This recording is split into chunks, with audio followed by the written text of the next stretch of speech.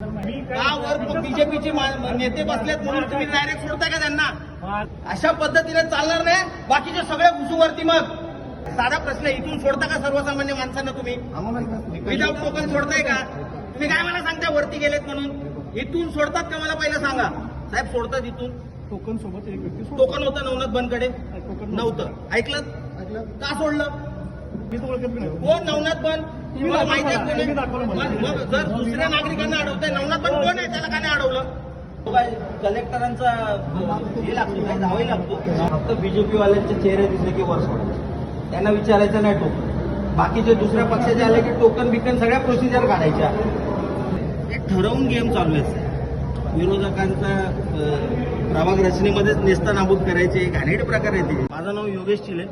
मी आता पनवेल महानगरपालिकेने जी सुनावणी आयोजित केलेली आहे प्रारूप रचनेसंदर्भात, तिथे मी वासुदेव बळवंत फडके नाट्यगृहामध्ये आता आहे.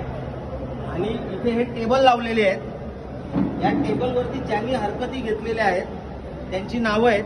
आणि यांच्या म्हणण्याप्रमाणे त्यांच्यासोबत फक्त एका व्यक्तीला आपण वर सोडू शकतो. आमचं काही म्हणणं नाही, आम्ही नियमाप्रमाणे वागतो. परंतु आम्ही इथे बघतोय माणूस येतोय, यांना चेहरा दाखवतोय आणि डायरेक्ट निघून जातोय. ना कुठलं कुपन ना कुठलं टोकन. हे इथे आम्हाला मोठ्या तोंडाने सांगतात टोकन आहे, एका बरोबर एक सोडतोय आम्ही. सरळ यांना तोंड दाखवलं आणि निघून गेलेत. मग नवनाथ बन बीजेपीचे प्रवक्ते, त्यांचा इथेच काय संबंध आहे? डायरेक्ट वरती कसे गेले ते? वरून खाली कसे आले नवनाथ बन? बीजेपीच्या प्रवक्त्याचा, महाराष्ट्र प्रवक्त्याचा इथे काय संबंध आहे? पनवेलचा नागरिक आहे तो. कोणाबरोबर वरती गेला होता? त्यामुळे ज्या पद्धतीने यांचा कारभार चालू आहे, ज्या पद्धतीने ठाण्यामध्ये जर सगळे बसू शकतात आतमध्ये, सर्व नागरिक जाऊ शकतात आतमध्ये, इथे काय प्रॉब्लेम आहे? मग निवडणूक आयोगाचे नियम ठाण्याला वेगळे, पनवेलला वेगळे. हे जे चालू आहे हे संपूर्णपणे सत्ताधाऱ्यांना कसा फायदा होईल त्यानुसार प्रारूपाची रचना केली आहे, प्रभागांची रचना केलेली आहे. आणि त्याच्यामध्ये विरोधकांचं जास्तीत जास्त नुकसान व्हावं यासाठी हे सगळे अधिकारी यांना सामील आहेत, सगळे साथ देत आहेत. आयुक्त साथ देत आहेत, जे निवडणूक अधिकारी आलेले आहेत ते साथ देत आहेत. हा काय प्रकार आहे?